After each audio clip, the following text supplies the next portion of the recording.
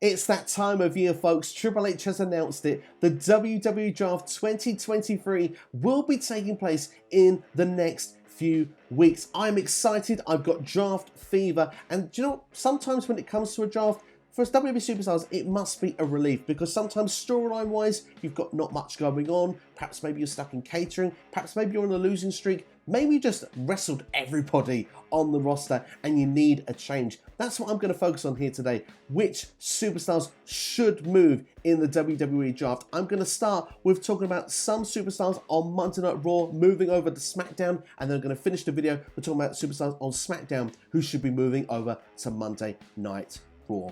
Let's start things off then with a faction, shall we? Let's start off with Judgment Day, because Judgment Day for me have been great on Monday Night Raw in the last few months. I've really enjoyed their dynamic, but for me, for them to keep the momentum that they've got, I think a move to SmackDown is necessary and is vital. First and foremost, Rhea Ripley won the SmackDown Women's Championship at WrestleMania. It doesn't seem like it needs a brain surgeon to figure out then that she needs to go over to Friday Night SmackDown. Dominic Mysterio is still feuding with Rey Mysterio, so perhaps it makes sense for him to go over to Friday Night SmackDown. If the draft takes place before Backlash, you not only get Damian Priest over to Friday Night SmackDown, you means you get that program with Bad Bunny moving over to Friday Night SmackDown, and Fox getting even more ratings with the celebrity star power that does come over. And with Finn Balor, for me, he needs to get away from Edge. We've seen that play out now for the last calendar year, and yeah, you could move over Edge to SmackDown. That could be something you could do.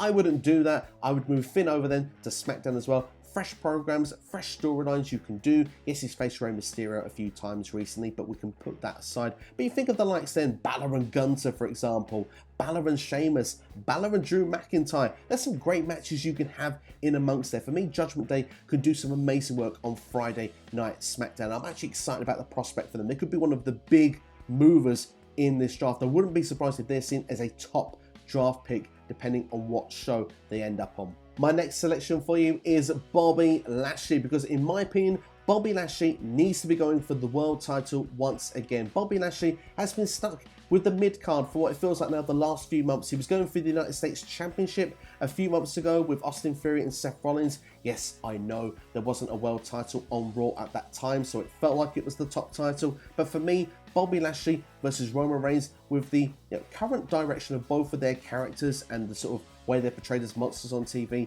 it's been long overdue since we've seen that match. So for that reason alone, I want to see Bobby Lashley on SmackDown. Also for me, Bobby Lashley, I just think he's run out of rivals on Monday Night Raw. Like I said, he's faced Theory, he's faced Seth Rollins. Yes, we've not seen a Cody feud. That would be quite fun to watch, but that's not happened at this point. But like I say, there's some fresh matches you can do with him over on SmackDown. Again, I'm going to mention the Gunters. I'm going to mention the Sheamuses. They're fantastic matches we could see with Bobby Lashley on the blue brand. He's been on Raw for a long time now as well. So just to have a fresh scenery, fresh sort of ring surroundings for Bobby Lashley could be quite fun to see. Like I say, we could just get this guy being the almighty, being a main eventer, being a top guy in the company once again. Bobby Lashley for SmackDown for me needs to happen. Next, let's talk about Bayley, potentially Damage Control as well. But is it Damage Control at this point, or is it Damaged Goods? Honestly, they've been booked so poorly on Monday Night Raw, and it's hurt to see as well. I think the last time they were booked well was Clash at the Castle. Since then, it's been loss after loss,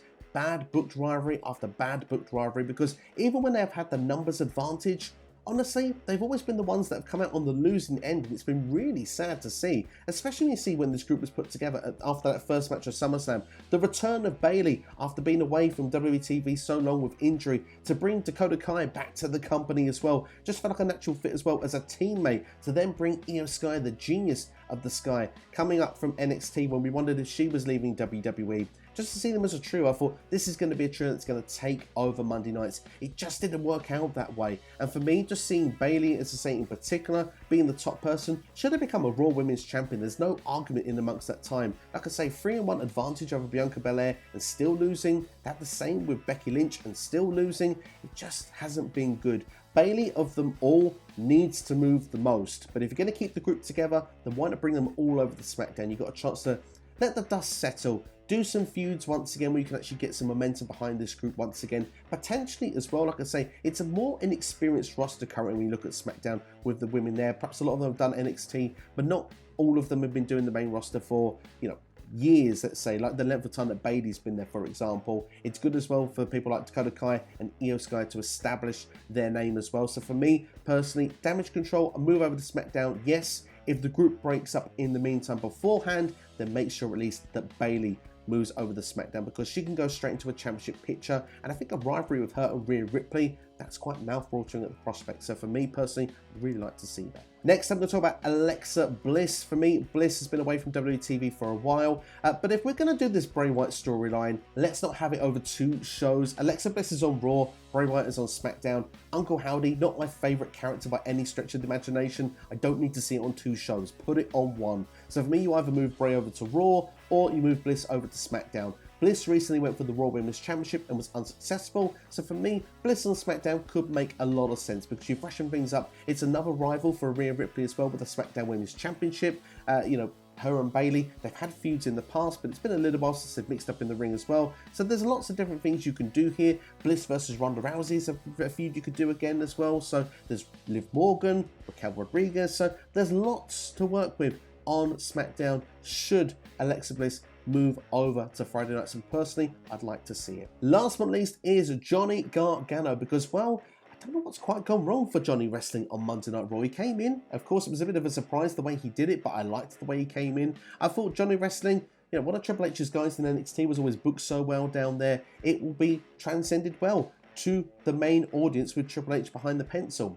It's not quite worked out so far, and I can't quite put my finger on why. The guy has great matches, he has the ability to tell a great story. He went back down to NXT to have a feud with Grayson Waller, which was very well booked from start to finish. I'm not quite sure what is missing when it comes to that ingredient on Raw or SmackDown. Maybe just a change of scenery is a good thing. Like I said, he recently went to NXT, it felt like a breath of fresh air, it felt like it worked. Put him on SmackDown, let's see what can happen. So maybe we have a reformation of the Way at some point further down the line. That could be fun to see. Maybe Johnny just needs to go heel, I don't know. Either way, he's great in ring, and we can see some great matches of him on SmackDown in the mid-card. Like I say, him versus Gunther, particularly for the IC title. Yes, please, sign me up. There's Ricochet, there's Butch on that show as well. There's some great people that Johnny Wrestling can mix it up with, so let's go and do that. Let's switch things up then, shall we? Let's have some SmackDown superstars who should move over to Monday Night Raw. Let's start with Drew McIntyre. That's right, I said it. The Scotsman moved over to SmackDown, needed to move to SmackDown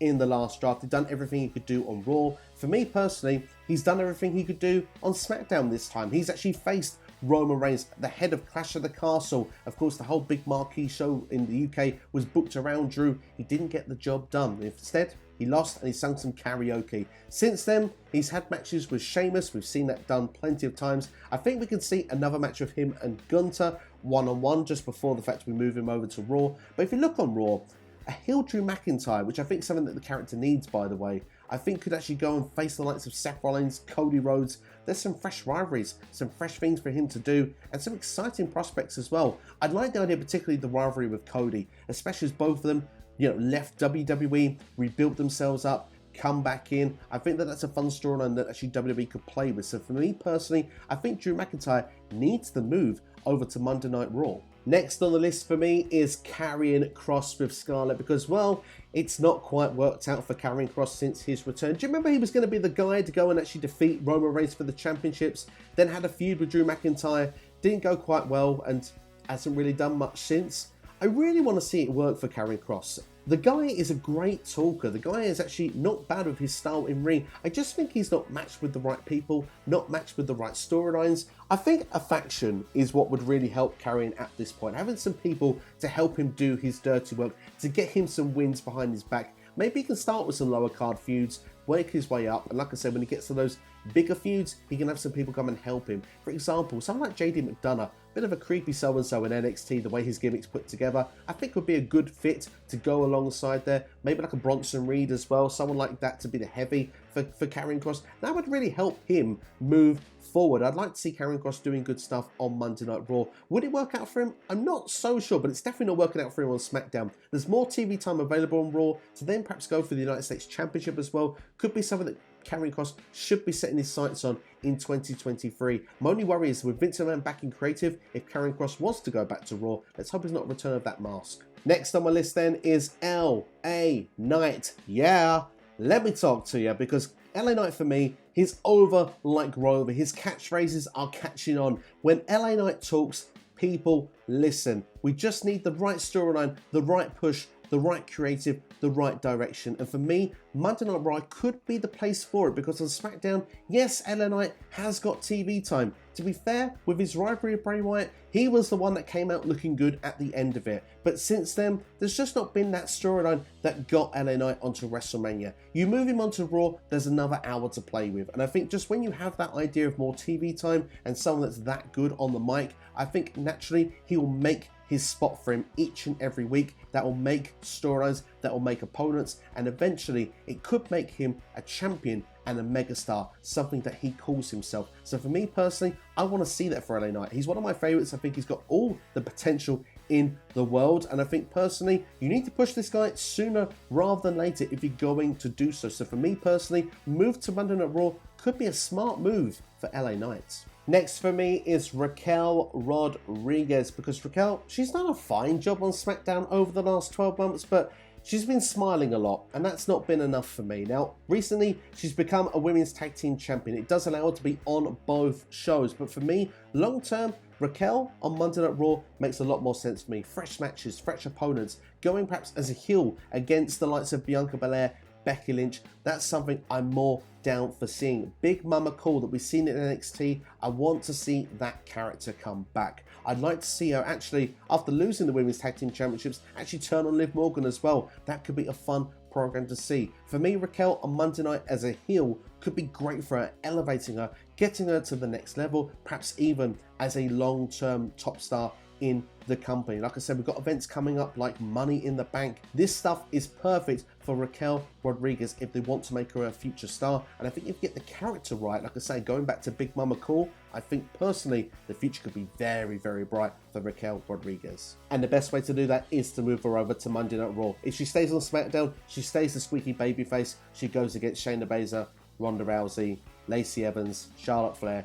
You see where I'm going with this. It makes much more sense to move her over to Raw. Last on the list is Madcap Moss, and Emma can come over to Raw as well. Madcap Moss was on quite a run last year in WWE. When he was with the side of Baron Corbin, he was on the Day One show, he was at the Royal Rumble, he eliminated AJ Styles on that show, he was at the Elimination Chamber again, he was at WrestleMania, not on that show, but he was actually featured in the corner of Baron Corbin, also winning the Andre the Giant Battle Royale. He then sort of went on to the next couple of shows as well, facing Corbin, even being involved in Money in the Bank. So Madcap Moss did really well up until, I think, the SummerSlam onwards, where Madcap has been almost vanished from WWE's top shows of the year. I think a move to Raw, more TV time, could give us that potential to move Madcap back in the position of where he was heading. Obviously, the character is probably a bit generic, and that's probably why it lost a bit of steam with the audience, as well as perhaps maybe getting the actual storyline direction in WWE, which is why he didn't get onto these bigger shows. But